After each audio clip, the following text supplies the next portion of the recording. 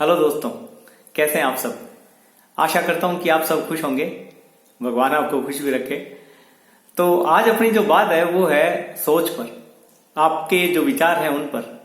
मैं ये कहना चाहता हूं कि हमारा जो शरीर है ना, वो पूर्णतः सोच पर निर्भर करता है, आपके विचारों पर निर्भर करता है कि आपके जैसे विचार होंगे वैसा आपका शरीर काम करेगा या वैसी आपकी इंद्रियां काम करेंगी। मैं ये कहना चाहता हूं कि जो दिमाग सोचता है, समझता है, उसी के आधार पर आपकी शरीर की जो क्रियाएं हैं वो होती हैं। यानी कि सोच के आधार पर आपकी सारी इंद्रियां आपके वश में हैं। तो मैं एक ही का उदाहरण दूंगा। पहले तो मैं आपसे पूछना चाहूंगा कि आप में दिमाग है, आप में बुद्धि है? अगर है तो क्या आपको इन बातों का पता था जो मैं आपको अब बता रहा हूं? तो सुनिएगा, मेरी पहली बात मैं आपको बताता हूं कि मैंने एक उदाहरण लिया है कि एक नींबू जो है अपने दांतों पर रगड़ते हैं और एकदम खट्टा नींबू है, बिल्कुल ही खट्टा, इतना खट्टा कि आप उसको दांतों पे मतलब टच करते ही उसका आवाज शरीर को हो जाएगा कि बहुत ज्यादा खट्टा है। अब केवल मैंने बात की है और आपके मुंह में उस नींबू की खटास आ गई है।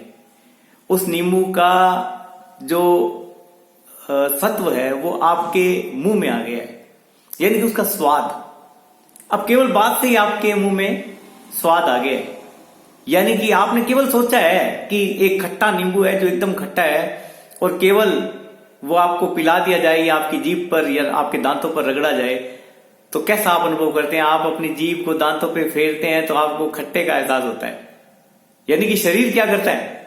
आपकी क्रिया, ऐसी क्रिया जो आपकी सोच पर निर्भर करती है।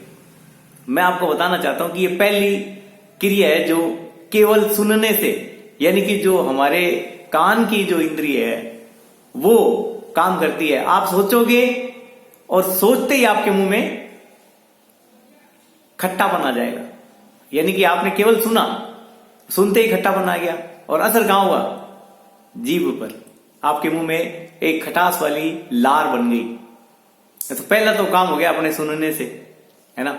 जैसे मैंने आपको कहा कि आपकी जो फेवरेट मिठाई है कि लड्डू है, बर्फी है, कोई काजू कतली है, कोई रसगुल्ले हैं, जो भी आप खाते हो, तो यानी कि उनका नाम लेते ही आपके मुंह में फिर पानी आ जाता है, मीठा पानी आ जाता है।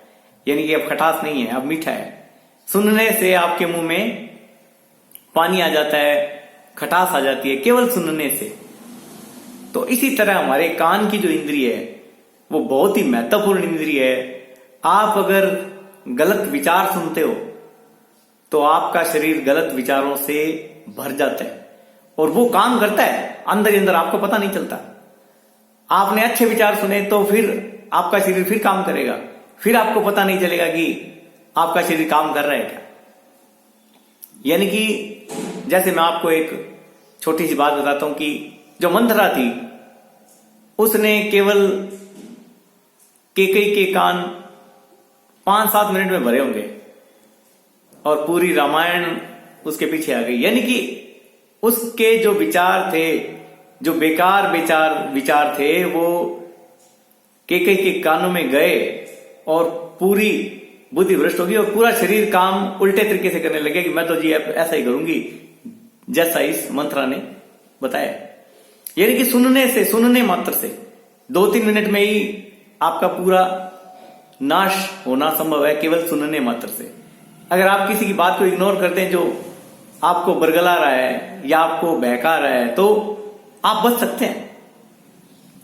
तो मेरा कहने का मतलब यह है कि जो सुनने वाली इंद्रिय है वो बड़ी ही घातक है अगर इसने गलत विचार सुने, और इतनी फायदेमंद है कि अगर सही विचार सुन लिए और आपको सही दिशा दे दी तो इससे बढ़िया तो इंद्रिय नहीं है।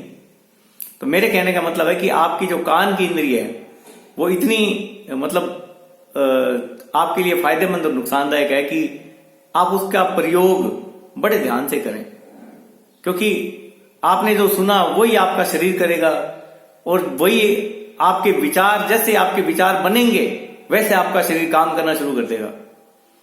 तो पहली जो इंद्रिय है उसके बारे में अपने ने बात की है, अपने धीरे धीरे सभी इंद्रियों पे बात करेंगे। धन्यवाद।